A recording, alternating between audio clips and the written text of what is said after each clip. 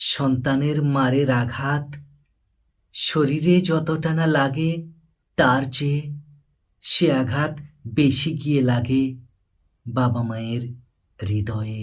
দিন কয়েক আগে আমি সকালবেলায় বিছানায় শুয়েছিলাম।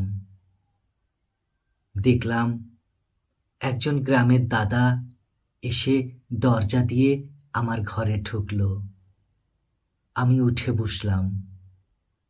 দাদাটি বলল, শোনো ভাই, আজ সন্ধ্যাবেলায় আমাদের বাড়িতে একটা মিটিং আছে, তুমি যাবে? আমার তখন ঘুম ঘুম চোখ। আমি জিজ্ঞেস করলাম, কেন, কিসের মিটিং? দাদাটি বলল, আমার ছেলে আমাকে প্রায় দিনই লাঠি দিয়ে মারে, সেজন্যই একটা মিটিং ডেকেছি। কেন আমাকে প্রতিদিন মারবে? আমি শুনে অবাক হয়ে গেলাম। একজন সন্তান তার বাবাকে প্রায় দিনই মারে। আমি বললাম, আচ্ছা ঠিক আছে। বলতে বলতে দেখলাম ওই দাদাটি উপর দিকে তাকাচ্ছে। উপর দিকে তাকিয়েই আছে, নিচের দিকে একটুও তাকাচ্ছে না। আমি ভাবলাম কি ব্যাপার। আমি একটু বোঝার চেষ্টা করলাম যে সে উপর দিকেই তাকাচ্ছে কেন।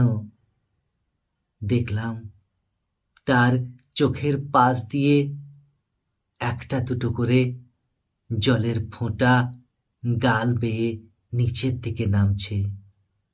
বুঝতে পারলাম আমার সামনে সে নিজের চোখের জলকে আড়াল করার চেষ্টা করছে, অর্থাৎ আমি যাতে তার চোখের জল দেখতে না পাই সেজন্য সে উপর দিকে তাকাচ্ছে। বুঝলাম সন্তানের মারের আঘাত শরীরে যতটা না লাগে তার চেয়ে সে আঘাত বেশি গিয়ে লাগে বাবা মায়ের হৃদয়ে। এ এক অদ্ভুত সমাজের মধ্যে আমরা এসেছি। বাবাকে না দেখবে, মাকে না দেখবে, এটা মেনে নেওয়া যায় যদিও, কিন্তু বাবার উপর প্রতিদিন অত্যাচার করবে, মায়ের উপর প্রতিদিন অত্যাচার করবে, লাঠি দিয়ে পেটাবে, এটা কি করে মানা যায়? এটা মানতে কষ্ট হয়।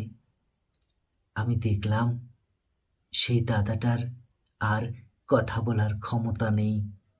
সে আস্তে আস্তে আমার ঘরের দরজা হয়ে বাইরে চলে গেল। ভাবলাম ঠিক আছে, সন্ধ্যাবেলায় একবারটি যাব। সারাদিন প্রস্তুতি ছিলাম যাওয়ার জন্যে, কিন্তু সেদিন এমন বৃষ্টি হলো যে আর তাদের বাড়িতে যাওয়াও হলো না। পরের দিন খোঁজ নিলাম মিটিংয়ে কি হলো। জানতে পারলাম মিটিং হয়ইনি। তার মানে মিটিং যেহেতু হয়নি, তার মানে তার ছেলে হয়তো এরপর আরও তার গায়ে মার দিবে। এটা ভেবে শিহরিত হলাম। জানি না এরপর কি হবে, কিন্তু এই যে সন্তানেরা বাবার উপর অত্যাচার করবে, মায়ের উপর অত্যাচার করবে, বড় কষ্ট হয় এইসব ভাবলে, এইসব খবর পেলে।